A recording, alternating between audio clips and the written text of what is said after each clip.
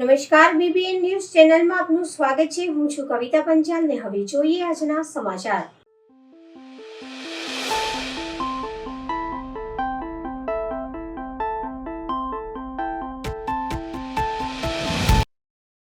વડોદરા એરપોર્ટનું નામ સર સયાજીરાવ ગાયકવાડ રાખવા માટે પ્રજાશક્તિ ડેમોક્રેટિક પાર્ટી દ્વારા રેલીનું આયોજન કરવામાં આવ્યું હતું। વડોદરા સંસ્કારી નગરીના પ્રણેતા એવા સર સયાજીરાવ ગાયકવાડ વડોદરા શહેરને ઘણું બધું આપ્યું। વડોદરાના રાજા તરીકે એમએસ યુનિવર્સિટી, આજવા સરોવર, ન્યાય મંદિર, કન્યા કેળવણી, સયાજી હોસ્પિટલ અને બીજી ઘણી બધી ધરોહર આપી છે। તેમના સન્માન માટે પ્રજાશક્તિ ડેમોક્રેટિક પાર્ટીના માનનીય શ્રી વડાપ્રધાન નરેન્દ્ર મોદીજીને અરજી કરી વિનંતી કરી હતી કે વડોદરા આંતરરાષ્ટ્રીય એરપોર્ટને સર સયાજીરાવ ગાયકવાડનું નામ આપો। એના ભાગરૂપે આજે અમિતનગર સર્કલથી એરપોર્ટ સર્કલ સુધી રેલી કાઢવામાં આવી હતી।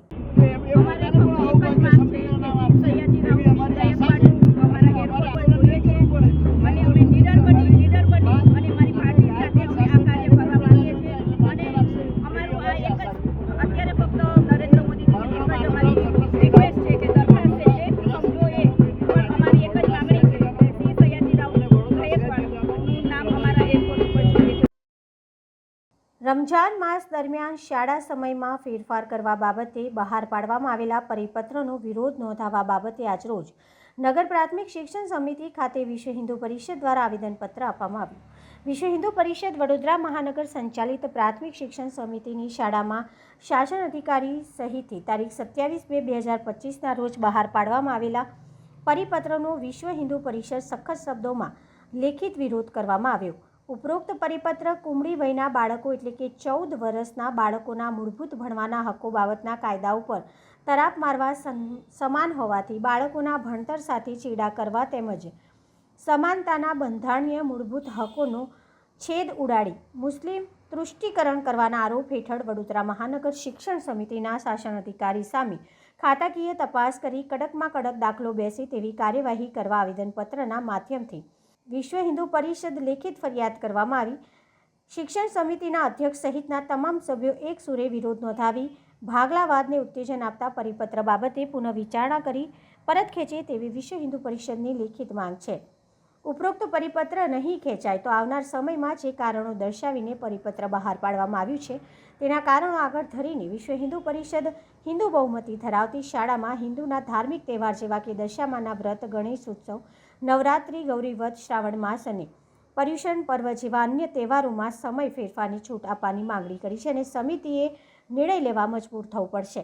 આવેદનપત્રના માધ્યમથી વિશ્વ હિન્દુ પરિષદ ઉપરોક્ત પરિપત્રને સખત શબ્દોમાં વખોડી લેખિત વિરોધ નોંધણી પરિપત્ર પર પરત ખેંચવા લેખિત ફરિયાદ કરવામાં આવી છે। આ વર્ષોથી ચાલતી આવતી સૂચના છે અને આ વખતની રજાઓની સૂચનામાં આ બાબત રહી ગઈ હતી એટલા માટે આ અલગથી પરિપત્ર ગયા વર્ષે પણ આ બહાર પાડેલો હતો, 2019માં બી બહાર પાડેલો હતો અને એ પહેલાં પણ વર્ષોથી આ સૂચના બહાર પડાય જ છે અને જે તે શાળાઓની માંગણી આવે એટલે અમે સૂચના બહાર પાડતા હોઈએ છીએ। આ લોકો એવું કહી રહ્યા છે કે આપ તૃષ્ટિકરણની રાજનીતિ કરો છો, આ પરિપત્ર રદ થવો જોઈએ, શું માનો? પરિપત્ર રદ કરવાની સત્તા મારી જોડે તો છે નહીં। શિક્ષણ સમિતિની સભ્યોની અને સૌ અધ્યક્ષને બધા ભેગા મળીને આ બાબતે જે થશે એ પ્રમાણે થશે। કેટલા વર્ષોથી આવો પરિપત્ર? વર્ષોથી છે, કેટલા વર્ષથી છે કે એવું પણ અઘરું છે કારણ કે હું પોતે છેલ્લા 25 વર્ષથી તો જોઈ જ રહી છું। મેડમ, આ પરિપત્ર રદ થઈ શકે છે કારણ કે વિશ્વ હિન્દુ પરિષદ બજરંગ દળ વિરોધ કરી રહ્યા છે અને હજુ આગામી સમયમાં જો પરિપત્ર નહીં રદ થાય એના બાબતમાં તો કંઈ કહી ના શકાય કારણ કે સમિતિ સર્વોપરી છે, એ નિર્ણય લેશે। નગર પ્રાથમિક શિક્ષણ સમિતિની ઓફિસ છે શાસનાધિકારીની, ત્યાં અમે એક પરિપત્ર 27 તારીખના રોજ એમણે બહાર પાડેલો છે, એનો વિરોધ કરવા માટે આવી રહ્યા ત્યાં। મુદ્દો મુસ્લિમ તૃષ્ટિકરણનો મુદ્દો છે। રમજાન માસ દરમિયાન મુસ્લિમ બાળકોને સમયમાં ફેરફાર કરેલો છે, મોડા આવવું અને વહેલા જવું એટલે મુસ્લિમ તૃષ્ટિકરણ જ ગણાય, એનો વિરોધ છે। એના કારણે એ પરિપત્ર રદ કરવા માટેની માંગણી સાથે અમે આવેદનપત્ર આપવા આવ્યા છે। વિશ્વ હિન્દુ પરિષદ આ મુદ્દો રદ નહીં કરે તો, આ પરિપત્ર રદ નહીં કરે તો આ મુદ્દે છેલ્લે સુધી લડી લેશે અને માનો કે રદ ન થયો તો વિશ્વ હિન્દુ પરિષદ નવરાત્રિમાં ગણેશ ઉત્સવમાં, ગૌરી વ્રતમાં, શ્રાવણ મહિનામાં, પર્યુષણ પર્વમાં આ પરિપત્ર બહાર પાડવા માટે આ પરિપત્રનો આધાર લઈને કોર્ટ રાહે પણ અમે બીજો પરિપત્ર આ શિક્ષણ સમિતિને બહાર પાડવા માટે મજબૂર કરીશું. વિષ્ણુ પ્રજાપતિ, વિશ્વ હિન્દુ પરિષદ, વડોદરા મહાનગર મંત્રી.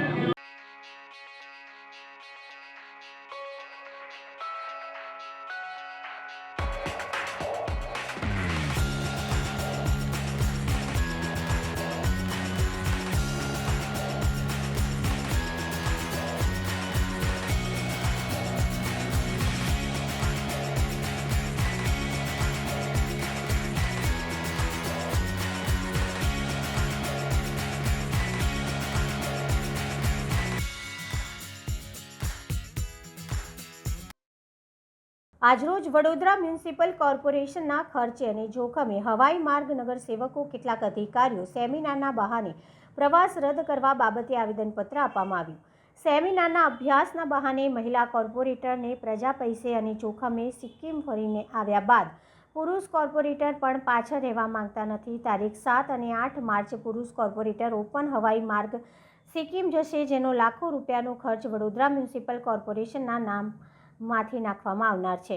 અગાઉ પણ કોર્પોરેટર 2 વર્ષ પહેલાં સ્વચ્છતાના પાઠ ભણાવતા ઇન્દોર પ્રવાસે ગયા હતા, ત્યારે પણ પ્રજાના વેરાનો વેઠફાટ કર્યો હતો. ઇન્દોરથી આવ્યા બાદ વડોદરા શહેર સ્વચ્છતાના અગ્રેસર રહે તે માટે કેવા પ્રયાસ કર્યા અને વડોદરા કેમ પાછળ રહી ગયું એને લેખિતમાં જાણકારી આપવામાં આવી અને VMSSની વેબસાઇટ ઉપર મૂક્યું. આ પ્રવાસ રદ કરવામાં આવે તેવી વિનંતી અને માંગણી આજરોજ કરવામાં આવી હતી. પ્રવાસ રદ કરવામાં નહીં આવે તો આંદોલન કરીશું તેવું પણ વિશ્વ હિન્દુ યુવા અને સાંસ્કૃતિક સંગઠન દ્વારા જણાવવામાં આવ્યું હતું. સામાન્ય જોવા જઈએ તો ભાઈ આપણો કોર્ટનો વિસ્તાર જુઓ તમે, કોઈ બી સિટીનો 4 દાડાના આસપાસનો કોઈ બી વિસ્તાર છેલ્લા 10 વર્ષમાં તો એ વસ્તુ બગડે. તો 2 વર્ષ પહેલા એ લોકો ઇન્દોર જઈને એવું તો શું શીખીને આવ્યા કે જેનું એ લોકો કશું પ્રોગ્રેશન ના કરે. વડોદરામાં એટલું કોમ્પ્લિકેટેડ શું કરીને આવ્યા? તો સિક્કિમ જશે એ લોકો તો પછી એ વસ્તુ ક્યાં જઈને કરશે? એમાં એ લોકોની જે સિસ્ટમ છે, રિફ્યુઝ ટ્રાન્સફર સ્ટેશન, પછી મટીરિયલ રિકવરી ફેસિલિટી, રીયુઝ રિફ્યુઝની વાનો અને જે NULM છે, નેશનલ લાઇવલીહુડ મિશન અંતર્ગત જે કોઈ અન્યુઝ વસ્તુ હોય તો ગરીબ પરિવારને નાના મોટા અલ્ટ્રાસાઉન્ડ કરીને આપી શકે. તો આપણે અત્યારે ઇજારા કરી અને 2 ઝોનમાં RTS એટલે રિફ્યુઝ ટ્રાન્સફર સ્ટેશન આગામી 7 અને 8 તારીખે જે કોર્પોરેટરો સિક્કિમ ગંગટોકના પ્રવાસે જઈ રહ્યા છે, લોકલ સેલ્ફ ગવર્મેન્ટ મુંબઈ સંસ્થાના આમંત્રણ જે આપવામાં આવ્યું છે, અમારી એક જ માંગ છે આજે મ્યુનિસિપલ કમિશનર દિલીપ રાણા સાહેબને કરવામાં આવી છે કે તાત્કાલિક ધોરણે આ જે પ્રવાસ છે એ પ્રવાસ રદ કરવામાં આવે. કારણ કે 22 લાખ રૂપિયા પ્રજાના વેરાના નાણાંનો વેડફાટ થશે આમાં. આ પહેલાં પણ જે મહિલાઓ કોર્પોરેટરો જઈને આવી છે સિક્કિમમાં, વડોદરાને કોઈ ફાયદો થયો નથી. પ્લસ કે 2 વર્ષ પહેલાં ઇન્દોરના પ્રવાસે ગયા હતા કોર્પોરેટરો. ઇન્દોરના પ્રવાસે ગયા પછી બી વડોદરાને કોઈ સ્વચ્છતાના ક્રમાંકમાં કોઈ ફેરફાર થયો નથી, ઉપરથી 33મા ક્રમાંકે ધકેલાઈ ગયું. એટલે અમારી એક જ માંગણી અને લાગણી છે કે જો આ પ્રવાસ રદ કરવામાં નહીં આવે તો ઉગ્રમાં ઉગ્ર આંદોલન કરીશું અમે લોકો. શું નામ આપનું? નિલેશ વસઈકર.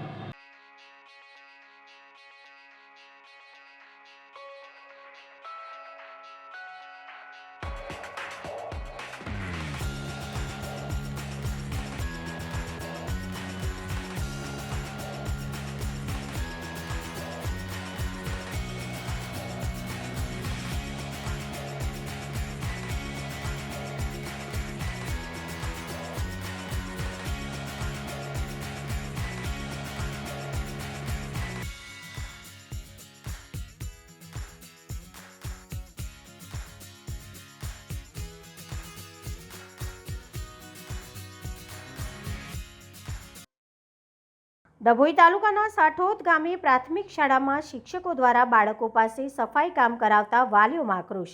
ડભોઈ તાલુકાના સાઠોદ ગામે સાઠોદ પ્રાથમિક શાળામાં આશરે 300 બાળકો અભ્યાસ કરે છે. છેલ્લા કેટલાય સમયથી શિક્ષકો દ્વારા શાળાના બાળકો પાસે શાળાનું કમ્પાઉન્ડ અને શાળામાં સફાઈ કરાવતી હોય, જેને લઈને બાળકોનો અભ્યાસ બગડે છે અને નાના ભૂલકાઓના મગજ ઉપર વિકૃત અસર પડે છે. આના આક્ષેપ સાથે બાળકોના વાલીઓ શાળા ખાતે આવી હોબાળો મચાવ્યો અને વાલીઓનું કહેવું છે કે અમે વારંવાર રજૂઆત કરવા છતાં પણ શાળાના શિક્ષકો બાળકો પાસે સફાઈનું કામ કરાવે છે. શાળામાં અમે અમારા બાળકોને સારા અભ્યાસ માટે મોકલીએ છીએ, નહીં કે સફાઈ કામ કરવા માટે. અત્રે ઉલ્લેખનીય છે કે આ બાબતે શાળાના તમામ વહીવટ અને પ્રવૃત્તિ ઉપર દેખરેખ રાખવા માટે શાળામાં એસએમસીના 9 સભ્યોનું બોર્ડ બનાવેલું છે. આ સભ્યો પૈકી એક પણ સભ્ય શાળાની મુલાકાત લેતું નથી. અમારા સાટોદ ગામની પ્રાથમિક શાળા એની અંદર અમારા બાળકો ભણવા મૂકીએ છીએ અને શિક્ષકો એમની કને કચરાપોતું કરાવે છે. અમે વારંવાર કીધું પણ કોઈ માનતા નથી અને એમને કામવાળીઓ રાખીએ છે પણ કામ એમની કને કરાવે, બાળકો જ કને કરાવે છે. એ પગાર આપીએ છીએ કે અમને સરકાર 1800 રૂપિયા ગ્રાન્ટ આપે છે, તો એની અંદરથી અમે 700 રૂપિયા શૌચાલયના આપીએ છીએ અને 500 રૂપિયા સફાઈના આપીએ છીએ. પણ શૌચાલય તો બધા એવા ને એવા ખરાબ ને ખરાબ છે. શૌચાલય પણ અમે તપાસ કરી, કોઈ શૌચાલય સાફ કરેલું નથી. આથી કરીને અમે વારંવાર કીધું 6 મહિનાથી, પણ હજુ અમારા જે પ્રિન્સિપાલ ખરા, પ્રિન્સિપાલ કોઈ આચાર્ય સાંભળતા નથી અમારું. આજે એટલે અમારે આ પગલું ભરવું પડ્યું છે અને વારંવાર આવું થવા જાય છે અને કાળજી નહીં લેવામાં તો અમે અમારા બાળકોને સ્કૂલમાં મૂકવામાં નહીં આવે અને તારું સ્કૂલમાં મારી દઈશું. શું કેવું છે સરકારને તમારું? એમાં સરકારને જે કાયદેસરની કાર્યવાહી કરવી હોય એ જલ્દી કરે. પ્રાથમિક શાળામાં આચાર્ય તરીકે ફરજ નિભાવું છું. સફાઈ કામદાર અમે નિમેલા જ છે. 1800 રૂપિયા ગ્રાન્ટ છે, એમાંથી 500 રૂપિયામાં અમે મેદાન વળાવીએ છીએ, 700 રૂપિયામાં શૌચાલયની સફાઈ કરાવીએ છીએ. પરંતુ સફાઈ કામદાર સફાઈ કર્યા પછી ગામ મેદાનમાં ઝાડ પણ એટલા બધા છે ને પાનખર ઋતુય છે, એટલે કાયમી પાંદડા એટલા બધા પડે છે અને વાંદરાનોય ત્રાસ એટલો બધો છે, એટલે થોડીક જ વારમાં આખું મેદાન ગંદુ થઈ જાય છે. તો આખો દિવસ ગંદકી રહે તો પછી સફાઈ કર્મચારી તો એક જ વાર સફાઈ કરીને જતું રહે, પછી આખો દિવસનું સફાઈનું શું? અને બાળકો તો નાના છે, એક ઘર હોય એમાં જ એની મમ્મીએ જો 4-5 વાર વાળવું પડતું હોય તો આખો દિવસ 300 બાળકોનો કચરો તો પડવાનો જ. એટલે બાળકોમાં જો થોડું ઘણું એ સાફ કરે અને એનો જ કચરો ઉઠાવે તો મારા મત મુજબ કદાચ ભલે આમ એવું લાગતું હશે કે ગુનો છે, પણ સફાઈ પછી આખો દિવસ તો પછી એવું કરવું પડે કે જેવી રીતે શિક્ષકની નિમણૂક કરે છે એવી રીતે સફાઈ કર્મચારી પણ અમને આખો દિવસનો મળે તો પછી આ પ્રોબ્લેમનું સોલ્યુશન કાયમી આવી જાય. તો એટલે બાળકો જે અત્યારે સફાઈ કરે છે યોગ્ય છે આપણા મત મુજબ? બાળક સફાઈ કરે છે યોગ્ય તો નથી, સફાઈ કર્મચારી મેં રાખ્યા જ છે, પરંતુ એકવાર સફાઈ કરીને જતો રહે પછી આખો દિવસની ગંદકીનું શું કરીએ? એટલે બાળકો જોડે સફાઈ કરાવીએ એટલે એ પછી કચરો બાળક ઉઠાવે છે.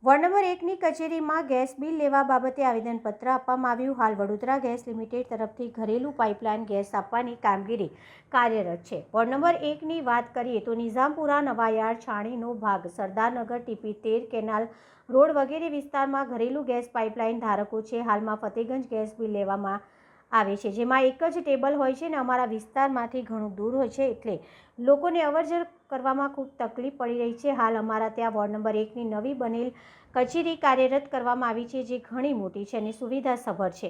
પાર્કિંગની ફૂલ વ્યવસ્થા છે, નાગરિકોને બેસવાની વ્યવસ્થા છે. ફતેગંજમાં ખૂબ હાલાકી પડે છે, લોકોને બેસવા જવા આવવાની ટ્રાફિકની સમસ્યા હોય. અનેકવાર નાગરિકોની માંગણી છે કે નવી બનેલી ઇલેક્શન વોર્ડ નંબર 1ની કચેરીમાં ગેસ બિલ લેવા માટે ઓફિસ કાર્યરત થાય, જેથી કરીને આજુબાજુના હજારો નાગરિકોને સરળતાથી ગેસ બિલ ભરી શકે.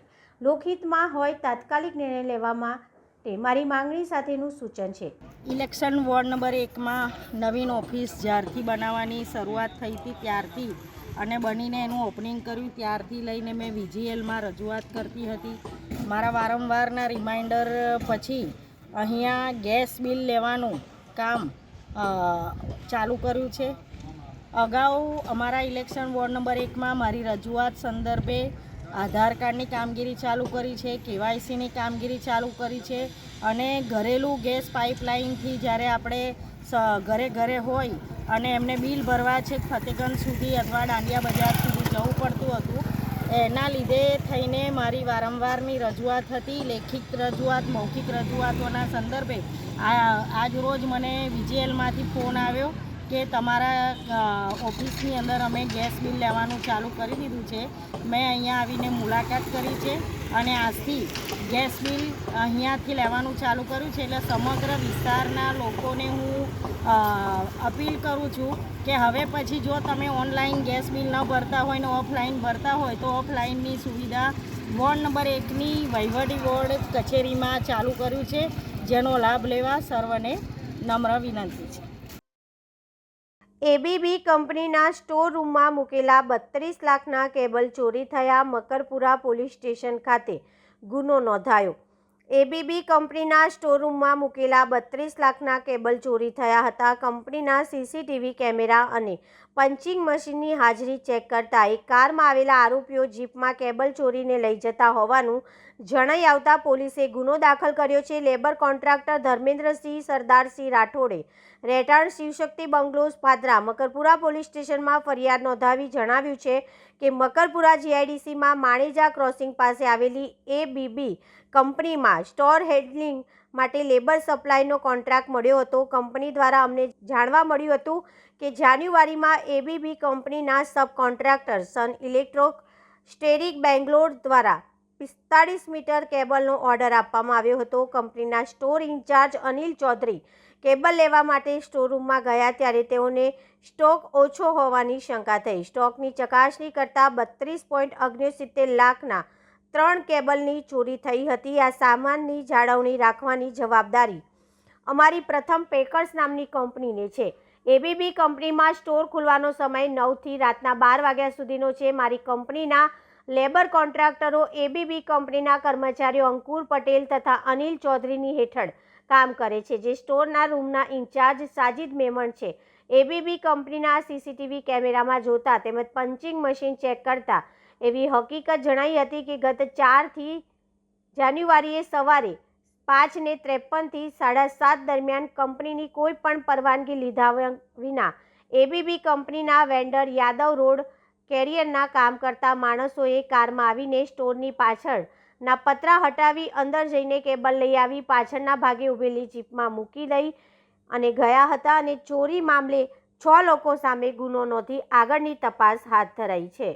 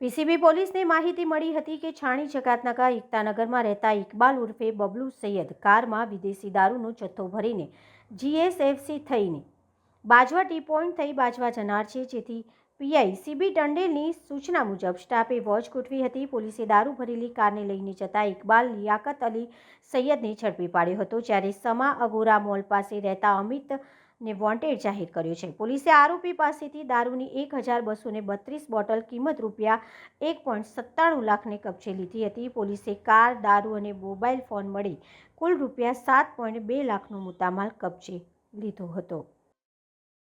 આજરોજ વડોદરાની ખોરાક શાખા દ્વારા રાવપુરા વિસ્તારમાં ચેકિંગ હાથ ધરવામાં આવ્યું. વડોદરા શહેરના રાવપુરા વિસ્તારમાં આવેલા ગોપાલ ભજીયા હાઉસ કોર્પોરેશન ખોરાક શાખાનું સપાટું. કોર્પોરેશનના ફૂડ સેફ્ટી ઓફિસરોએ તેલમાં વાનગીઓ તળતા વેપારીઓના ત્યાં હાથ ધર્યું હતું ચેકિંગ. સમોસા, વેફર, ભજીયાના વેપારી ઉપર બોલાવી તવાઈ સ્થળ પર તેલનું ચેકિંગ કરી કરાયો નાશ. ગોપાલ ભજીયા હાઉસ પાસે લાયસન્સ નહીં હોવાથી દુકાનને કરાવી બંધ. ફૂડ સેફ્ટી ઓફિસરોના આકસ્મિક ચેકિંગથી વેપારીમાં ફફડાટ જોવા મળ્યો હતો. રાવપુરા ટાવર વિસ્તારમાં કોર્પોરેશનની ફૂડ સેફ્ટી ઓફિસરોની ટીમ દ્વારા જે એકના એક તેલનો વારંવાર ઉપયોગ કરવામાં આવે છે તેના ટીપીસી ચેક કરીને જેના ટીપીસી 25 કરતાં વધારે હતા તેનો સ્થળ પર નાશ કરવામાં આવેલો છે અને જે દુકાનોવાળા પાસે લાયસન્સ રજિસ્ટ્રેશન હતા નહીં તેની દુકાનો હાલ પૂરતી બંધ કરાવવામાં આવી છે અને તેમને લાયસન્સ મેળવી લેવા માટે સૂચના આપવામાં આવી છે. કેટલી દુકાનો હાલ 5-6 દુકાનો પર ચેકિંગ કરવામાં આવ્યું છે. જેના પણ ટીપીસી વધારે હતા તેના તેલનો નાશ કરવામાં આવેલો છે અને જેના લાયસન્સ રજિસ્ટ્રેશન હતા નહીં તેની દુકાનો હાલ પૂરતી બંધ કરવામાં આવી છે.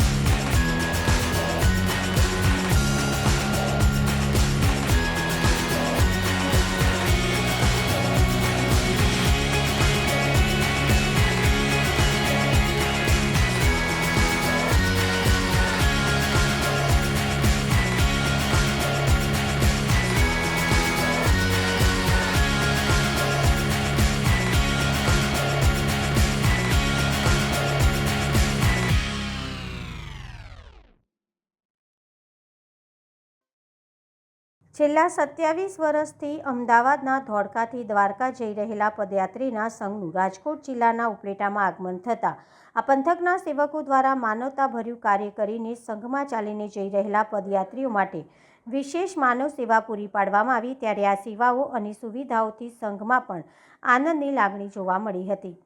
રાજકોટ ઉપલેટા સેવકો દ્વારા ધોળકાથી લઈ દ્વારકા સુધી પદયાત્રા કરનાર ભક્તો શ્રદ્ધાળુ માટે સેવકો અને આગેવાનો દ્વારા ખાસ વ્યવસ્થા કરી માનવ સેવાનું ઉત્તમ ઉદાહરણ પૂરું પાડી સંઘ માટે વિશેષ સેવા પૂરી પાડી છે. જેમાં છેલ્લા 27 વર્ષથી શ્રદ્ધાળુઓ દ્વારા અમદાવાદ જિલ્લાના ધોળકાથી લઈને દ્વારકા સુધીની હોળીના ઉત્સવ નિમિત્તે ખાસ પદયાત્રાનું આયોજન કરવામાં આવે છે. આ પદયાત્રાની અંદર બહોળી સંખ્યામાં ભક્તો શ્રદ્ધાળુ ધોળકાથી લઈને દ્વારકા સુધીની પદયાત્રા કરે છે અને આ યાત્રાની અંદર શ્રદ્ધાળુનો સંઘ દ્વારકા પહોંચી ઉત્સવની ઉજવણી કરે છે. જેમાં આ વર્ષે 27મું વર્ષ હોય ત્યારે ઉપલેટા ખાતે આ પદયાત્રીના સંઘની વિશેષ સેવા અને સુવિધાઓ પૂરી પાડવામાં આવી હતી. સંચાલકો દ્વારા પદયાત્રી માટે ભોજનની વ્યવસ્થા કરવામાં આવી હતી. જે બાદ રસ્તામાં જે રામજી કે ગ્રુપ દ્વારા પદયાત્રી માટે ઉનાળાને ધ્યાનમાં લઈ વરિયાળી શરબતની ખાસ વ્યવસ્થા કરવામાં આવી, જે સેવા છેલ્લા 3 વર્ષથી કરવામાં આવે છે. આ પદયાત્રીના સંઘ માટે રાત્રિ રોકાણની વ્યવસ્થા ઉપલેટાના નેશનલ હાઈવે પર આવેલા ઈસરા પાટિયા પાસે પટેલ ઇન્ડસ્ટ્રીઝ ખાતે રાખવામાં આવી હતી. જેમાં સંઘ છેલ્લા 27 વર્ષથી અહીંયા ઉતારો અને રાત્રિ રોકાણ કરે છે. અહીંયા ઉપલેટાના એક માનવ સેવક દ્વારા 25,000નો આર્થિક સહયોગ પણ આપવામાં આવ્યો હતો। ત્યારે આ સંઘ છેલ્લા 27 વર્ષથી પદયાત્રા કરી ભગવાન દ્વારકાધીશના દર્શન કરવા જાય છે અને હોળીના ઉત્સવની ધામધૂમપૂર્વક ઉજવણી કરે છે। ત્યારે આવી જ રીતે આ વર્ષે પણ આ સંઘ દ્વારકા પ્રસ્થાન કરી રહ્યું છે। રાજકોટ જિલ્લાના ધોરાજી ખાતે સમસ્ત લીંબડ પરિવાર મચ્છુ કઠિયા થઈ સુથાર જ્ઞાતિ દ્વારા પ્રાણ પ્રતિષ્ઠાના ભવ્ય અવસર નિમિત્તે આજે સવારે આચાર્ય દ્વારા ચાલન વિધિ, સાંજે ધોરાજી મુકામે માતાજીના સામૈયા, સાંજે દેહ શુદ્ધિકરણ, ગણેશ સ્થાપના, માતૃકા પૂજન, ગ્રહ શાંતિ, મંદિરનો પ્રસાદ, વાસ્તુ તથા કુટીર હોમ, શોભાયાત્રા, પ્રતિમા તથા ફળા સાથે જળયાત્રા, નગરયાત્રા, આરતી, જલ સમાધિ, રાત્રે સાંસ્કૃતિક કાર્યક્રમ, રાસ ગરબા, રવિવારના દિવસે માતાજીની પ્રતિમા તથા મંડપનું આગમન, સ્થાપિત દેવતા પૂજન, મહાઅભિષેક, અંજસલકા, મહાન્યાસ, મહાઆરતી, પૂર્ણાહુતિ સહિતના કાર્યક્રમની ભવ્ય ઉજવણી કરવામાં આવી। તેમજ આ શોભાયાત્રા વઘાસિયાના ચોરાથી શરૂ કરવામાં આવી હતી અને ધોરાજીના વિવિધ વિસ્તાર જેવા ચાંબડિયા, કુવા ચોક, અવેડા ચોક, રોકડિયા, હનુમાન થઈને વીજ વાસણ મંદિર ખાતે પૂર્ણ કરવામાં આવી હતી। આ કાર્યક્રમને સફળ બનાવવા સમસ્ત લીંબડ પરિવાર રાત દિવસ મહેનત કરીને જહેમત ઉઠાવી હતી। આ તકે ધોરાજી શહેર તેમજ આજુબાજુના સમગ્ર વિસ્તારમાંથી લીંબડ પરિવારના સભ્યો તેમજ કુટુંબની બહેન દીકરીઓ સાથે બહોળી સંખ્યામાં ધોરાજી ખાતે પધારીને આ માતાજીના પ્રાણ પ્રતિષ્ઠા મહોત્સવની ભવ્ય ઉજવણી કરવામાં આવી હતી। સાથે એક જ્ઞાતિનું સમૂહ ભોજનનું પણ આયોજન કરવામાં આવ્યું હતું। જયંતિભાઈ મોંજીભાઈ લીંબડ। આજે શું કાર્યક્રમ કરવામાં આવ્યો? આ અમારા માતાજીને ફળા અને મૂર્તિ એનું પ્રતિષ્ઠાન કરવાનું હતું। માતાજી અમારા તો અમદાવાદથી અમે ફળાને લઈ આવ્યા અહીંયા અને એમની સાથે મૂર્તિનું બી આજ નવું મંદિર બનાવી અને મૂર્તિનું પ્રતિષ્ઠાન કર્યું છે। પ્રતિષ્ઠાન 3 દિવસનું હતું। 3 દિવસ અમે દરેક અમારા લીંબડ પરિવારને તથા લીંબડ પરિવારની દીકરીઓને પણ અમે બોલાવેલી હતી કે ભાઈ તમે બધા જ આવો અને આ ઉત્સવને, આજે પ્રતિષ્ઠા મહોત્સવ છે એને તમે ઉજવો। માતાજીની પ્રતિષ્ઠા કરી અને ધોરાજીની અંદર ધોરાજીની નાત બી જમાડી અને અમારા હજારો લીંબડ પરિવાર અમારા આવ્યા છે। એમની સાથે અમે ખૂબ આનંદથી આ પ્રસંગ પાર પાડે છે। મારું નામ પ્રવીણ નર્મદા શંકર શુક્લ, સુરેન્દ્રનગર નિવાસી અને મારો વ્યવસાય કર્મકાંડ છે। આજે શું કાર્યક્રમ કરવામાં આવ્યો? અહીંયા ધોરાજીની અંદર લીંબડ પરિવારની અંદર માતાજી ઘણા વર્ષો પહેલાં આ જગ્યા ઉપર હતા।